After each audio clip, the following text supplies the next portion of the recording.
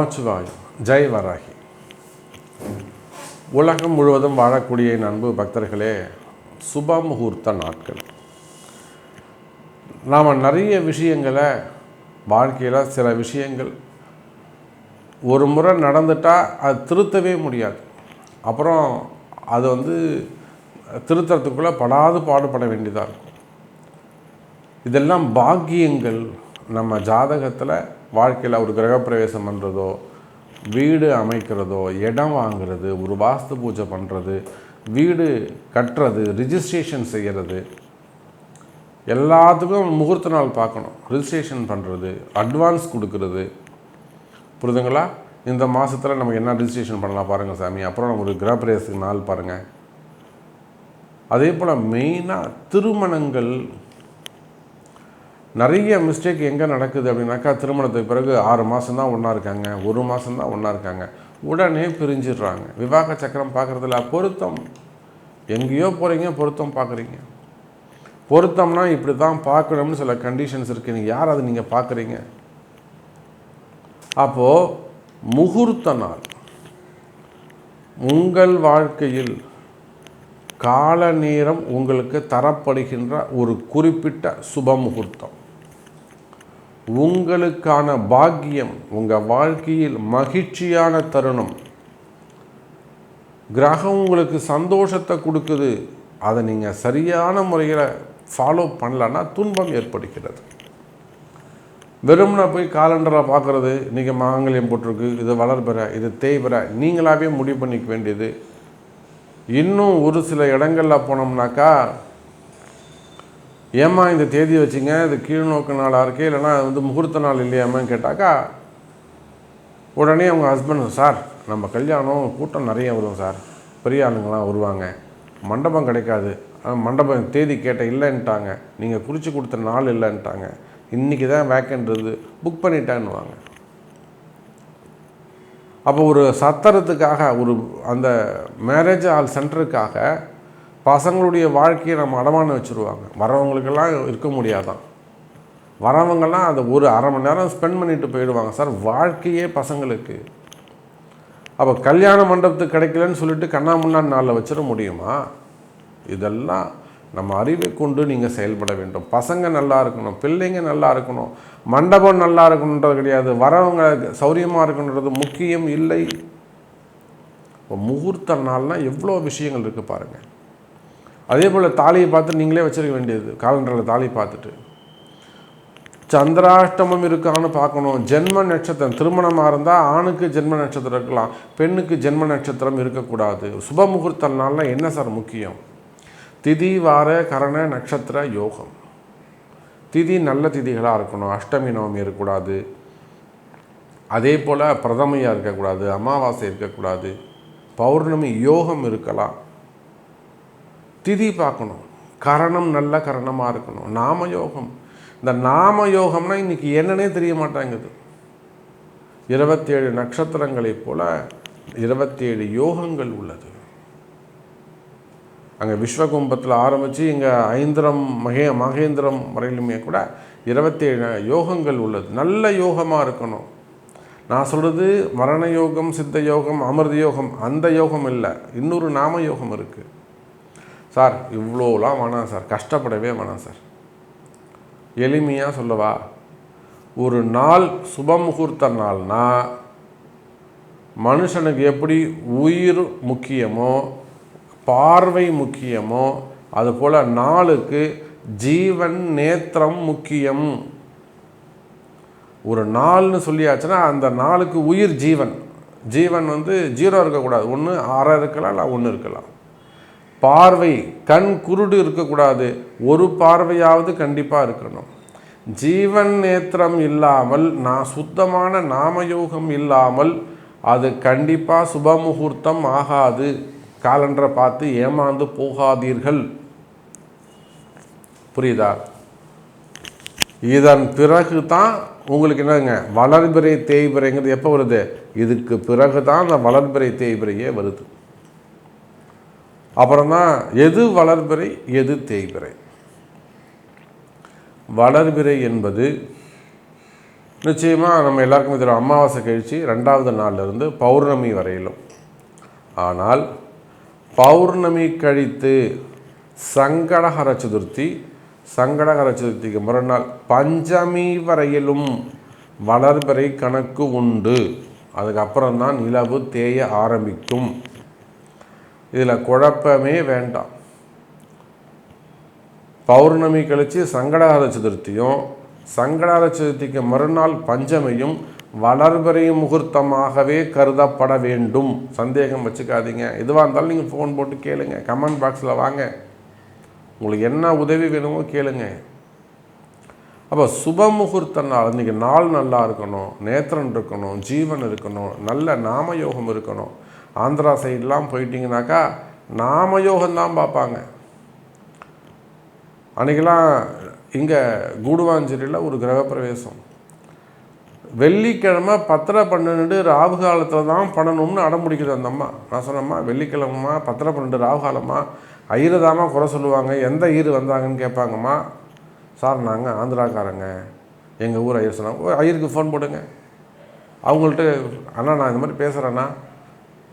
లేదండి మాకు నామయోగంதான் முக்கியம், அப்படிதான் நாமயோகம் வச்சிருந்து நீ அட்னே చేయండి அப்படிங்கிறார். சந்தோஷம். அப்போ நாமயோகம் முக்கியம். இப்போ இவ்வளவும் பார்த்தா தான் சுப முகூர்த்த நாள் நல்ல நாளாக உங்களுக்கு. சார் நீங்கள் எந்த ஒரு ஃபங்க்ஷன் பண்ணுறீங்க, ஒரு காது குத்துறதா இருக்கலாம், மொட்டை அடிக்கிறதா இருக்கலாம், குழந்தைக்கு பேர் வைக்கிறதாக இருக்கலாம், அல்லது நாமகரணமாக இருக்கலாம், ஒரு புண்ணியாக வாசனமாக இருக்கலாம், ஒரு ஆஃபீஸ் திறக்கலாம், ஒரு கடை திறக்கலாம், ஒரு கம்பெனி திறக்கலாம், ஒரு கடைங்க பூஜைகளாக கடை பூஜைகளாக இருக்கலாம், ஒரு கிரகப்பிரவேசமாக இருக்கலாம், நிச்சயதார்த்தமாக இருக்கலாம், திருமணமாக இருக்கலாம், ஏன் 60ஆம் கல்யாணம், 70ஆம் கல்யாணம், 80ஆம் கல்யாணமாக இருந்தாலுமே கூட முகூர்த்த நாள் மிக முக்கியம். இதையெல்லாம் கவனிக்காமல் வெறும் காலண்டரில் போய் பார்த்துட்டு சத்திரம் புக் பண்ணிட்டு வந்துட்டு, சாமி சத்திரம் எனக்கு கிடைக்கலன்னு சொன்னால் நான் அவங்களை திட்டுவேனா மாட்டேனா? தயவு செஞ்சு இந்த தவறுகளை செய்யாதீர்கள். முகூர்த்த நாள் குறியுங்கள். சரி, இந்த மாதத்தில் உங்களுக்கு முகூர்த்த நாள் எப்போ வருது பார்த்துடலாம் வாருங்கள். ஏப்ரல் மாதம் சுப முகூர்த்த நாட்கள். ஏப்ரல் மாதம் அப்படின்னு எடுத்துக்கிட்டிங்கனாக்கா சித்திரை. இந்த வருஷம் நமக்கு வருஷ பிறப்பு தமிழ் வருஷம்தான் நமக்கு கணக்கு. நம்ம எல்லாம் இங்கிலீஷ் வருஷம் கணக்கு பண்ணுறோம். ஏன்னா பேசும்போது எல்லாரும் அரசியலில் தமிழ்னு சொல்கிறாங்களே தவிர யாரும் உண்மையிலே தமிழை யூஸ் பண்ணுறதில்ல. ஆனால் பாருங்கள், நாம் தமிழ் பஞ்சாங்கத்தை தான் கடைபிடிக்க வேண்டும். ஸோ அப்படி இந்த வருஷம் புது வருஷம் பிறக்குது. புது வருஷம் பிறந்த உடனே சித்திரை மாதத்தில் வளர்பிறை முகூர்த்தங்கள், அற்புதமான ஒரு 3 முகூர்த்த நாட்கள் வளர்பிறை முகூர்த்த நாளுக்கு கொடுக்க போகிறேன். அதில் ஒன்று மட்டும் வைப்பு முகூர்த்தமாக ஒன்று கொடுக்குறேன், அதையும் நீங்கள் மனசில் வச்சுக்கோங்க. முதல்ல சித்திரை 7 ஏப்ரல் 20ஆம் தேதி திங்கட்கிழமை 20/4/2026 சித்திரை 1 சித்திரை 7 திங்கட்கிழமை. இன்றைக்கி பார்த்தீங்கன்னா திருதியை திதி, வளர்பிறை திருதியை. அதே போல் காத்தால 8 மணிக்கு மேலே ரோகிணி நட்சத்திரம்.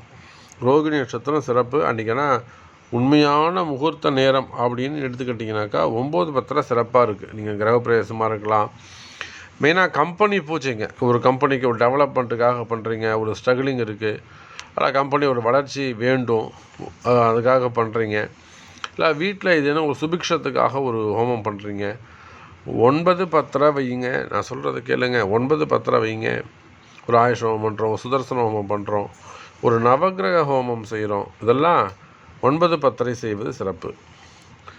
கிரகப்பிரவேசமாக இருந்தால் மட்டும் 4:30 செய்யுங்க. ஸோ இந்த திங்கட்கிழமை பார்த்தீங்கன்னாக்கா அன்றைய முழுவதும் நேத்திரன் ஜீவன், அதுவும் ஜீவன் அரை வாழ்க்கை, நேத்திரமும் அரை வாழ்க்கை தான் இருக்குது. ஆனாலுமே கூட அது சுப முகூர்த்த நாட்களாகவே கருதப்படுகிறது.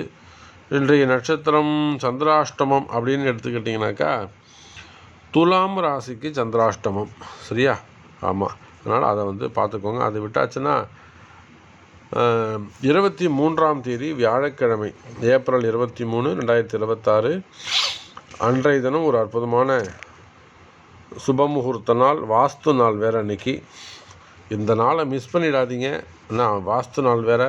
கண்டிப்பாக நீங்கள் கிரகப்பிரவேசம் வைங்க. சூப்பராக தட்டி தூக்கலாம், ஜெயிக்கலாம். நீங்கள் எப்படி செய்யணும் அப்படிங்கிறது ரகசியங்கள் இருக்குது.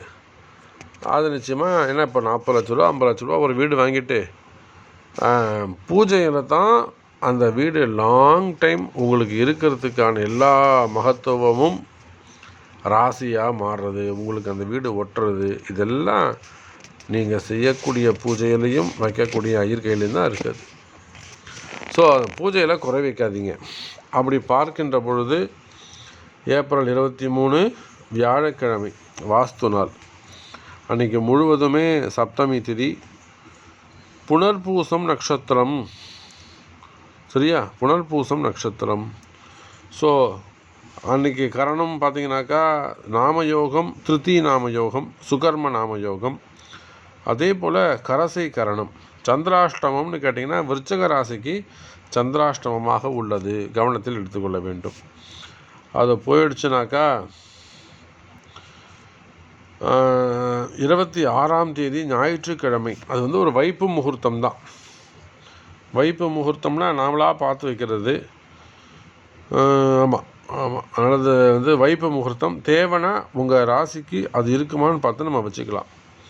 அதோட கடைசி முகூர்த்தம் இந்த ஏப்ரல் மாதத்தில் 30ஆம் தேதி, ஏப்ரல் 30 வியாழக்கிழமை. ஏப்ரல் 30 வியாழக்கிழமைக்கு அற்புதமான முகூர்த்த நாள். 6-7:30 யமகண்டம். 1-4-6 வச்சுக்கணும். அப்படி இல்லைன்னா 7:30-9, 9-10 வச்சுக்கொள்ளலாம். அது வந்து அற்புதமான நாள். இன்றைக்கி முழுவதுமே பார்த்திங்கனாக்கா சித்திர நட்சத்திரம், செவ்வாயுடைய நட்சத்திரம் சித்திர நட்சத்திரம். சதுர்தசி திதி மறுநாள் வந்து மறுநாள் வந்து உங்களுக்கு 30 நாள் அப்படிங்கிறதால மறுநாள் வந்து உங்களுக்கு பௌர்ணமி வந்துடும், சித்ரா பௌர்ணமி வந்துடும். அதனால் நாமயோகம் அற்புதமாக இருக்குது. அமிர்தாதி யோகங்கள் இருக்குது. 2 கண், நேத்திரன் ஜீவன் இருக்குது. சந்திராஷ்டமம் மட்டும் அன்னைக்கு சதயம் பூரட்டாதி. அப்படின்னா கும்பராசிக்கு சந்திராஷ்டமம். கும்பராசியை தவிர்த்து மற்றவங்களாம் செஞ்சுக்கலாம். இல்லை கும்பராசியில் இருக்கீங்கன்னா பரிகாரம் பண்ணிக்க வேண்டியது தான்.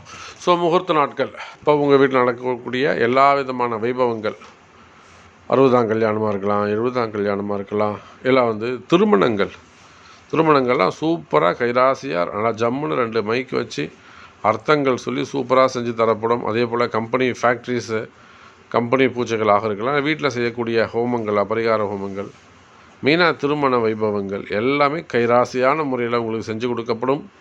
ஸோ தேவைன்னா கூப்பிடுங்க. வேர்ல்டு வைடு உலகத்தில் எங்கே இருந்தாலும் கண்டிப்பாக வந்து செஞ்சு கொடுக்கப்படும். ஸோ அதர் ஸ்டேட்டாக இருக்கலாம், அதர் கண்ட்ரியாக இருக்கலாம், டோன்ட் வரி. நிச்சயமாக நாங்கள் நல்ல முறையில் வந்து செஞ்சு கொடுப்போம், கைராசியான முறையில். உங்கள் வீட்டு விசேஷம் உங்கள் குலதெய்வ ஆசீர்வாதத்தோடு, குருநாதரின் ஆசீர்வாதத்தோடு நல்லபடியாக நடக்கட்டும். வாழ்த்துக்கள்.